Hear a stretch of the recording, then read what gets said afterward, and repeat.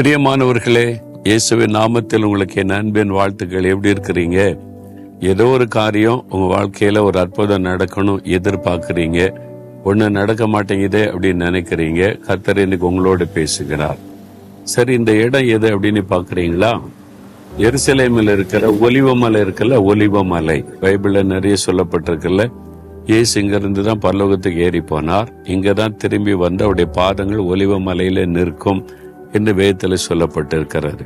இந்த ஒலிவமலையின் உயரத்துல நின்று நான் உங்களோட பேசுகிறேன். பாருங்க, தான் பகுதி பின்னால் ஒரு சர்ச்சு, ஒரு உயரமான கோபுரம் இருக்கிறது. இந்த ஒலிவமலையில் இன்றைக்கு ஏராளமான வீடுகள் வந்திருக்கிறாரு.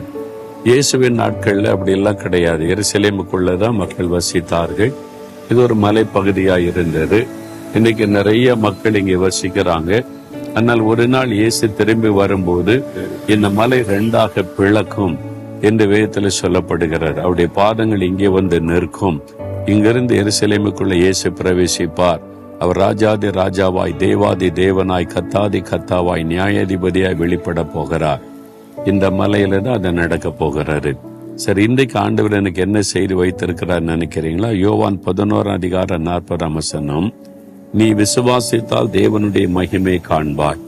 ஆண்டு சொல்றாரு, என் மகனே, ஏதோ ஒரு காரியத்துக்காக நீ ஜெபித்து கொண்டே இருக்கிற, நடக்க மாட்டேங்குதுன்னு நினைக்கிற. ஆனா நீ விசுவாசிக்கணும். நீ விசுவாசித்தால் தான் என் மகிமை பார்க்க முடியும். நீ விசுவாசித்தால் தான் அற்புதத்தை பார்க்க முடியும் ஆண்டு சொல்கிறார். மகளே, ஏதோ ஒரு காரியம் உன்னை பாதிக்கிறது, நடக்குமா நடக்காதா, எல்லாம் சீரியஸா போகிறது நீ கலங்குகிறாய். ஆனால் நீ விசுவாசித்தால் தேவனுடைய மகிமை காண்பாய். லாசரு என்கிற ஆண்டவருடைய சிநேகிதன் வியாதிப்பட்ட போது அவனுடைய 2 சகோதரிகள் இயேசுவுக்கு சொல்லி அனுப்பினாங்க. இயேசு வருவதற்கு தாமதித்து விட்டாரு. அவன் மரித்து அடக்கம் பண்ணப்பட்டு 4 நாள் கழித்து இயேசு பெத்தானியா கிராமத்துக்கு வந்தார்.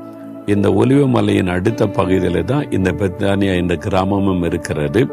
இந்த அற்புதம் நடந்த இடமும் இருக்கிறது. இயேசு வந்தபோது மார்த்தாளு மரியாளு கண்ணீர் விட்டு அழுகிறாங்க. மார்த்தாளு ஒரு காரியத்தை, நீர் இங்கே இருந்திருந்தால் என் சகோதரன் மரித்திருக்க மாட்டான், எல்லாம் முடிந்து விட்டது, பிந்தி வந்திருக்கிறீரே என்று சொல்லும் போது அப்பதான் இயேசு சொல்ல, நீ விசுவாசித்தால் தேவனுடைய மகிமை காண்பாய். இப்ப ஆண்டவர் சொல்றாரு உங்களை பார்த்து, எல்லாம் பிந்திட்டு சீரியஸ் ஆயிட்டு, இனி ஒண்ணும் பண்ண முடியாது, பிரச்சனை அவ்வளவுதான், இனி சரி பண்ண முடியாதுன்னு நினைக்கிறீங்களா? நீங்க விசுவாசித்தால் ஆண்டவர் சரி பண்ணுவார், அற்புதம் செய்வார். முடிந்தது என்று நினைக்கிறதை புதிய ஆரம்பத்தை உண்டாக்குவார். லாசருடைய வாழ்க்கை முடிஞ்சது, 4 நாள் ஆயிப்போச்சு, சரீரம் நாரி போச்சு, இனி அவ்வளவுதான் நினைக்கும் போது இயேசு அவனை திரும்ப உயிர் பெற செய்து புதிய வாழ்க்கை கொடுக்கிறார். உங்க வாழ்க்கையில இந்த அற்புதம் நடக்க போகிறது. விசுவாசிங்க.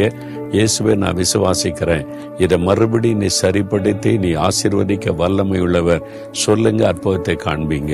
அப்படியே சொல்லுங்க, இயேசுவே நான் விசுவாசிக்கிறேன், நான் விசுவாசிக்கிறேன், நீர் அற்புதம் செய்ய வல்லவர், இந்த நிலைமையில மாற்றத்தை உண்டாக்க வல்லவர், இந்த காரியத்தை சரிப்படுத்தமாலே முடியும், விசுவாசிக்கிறேன். இயேசுவின் நாமத்தில் ஆமேன், ஆமேன்.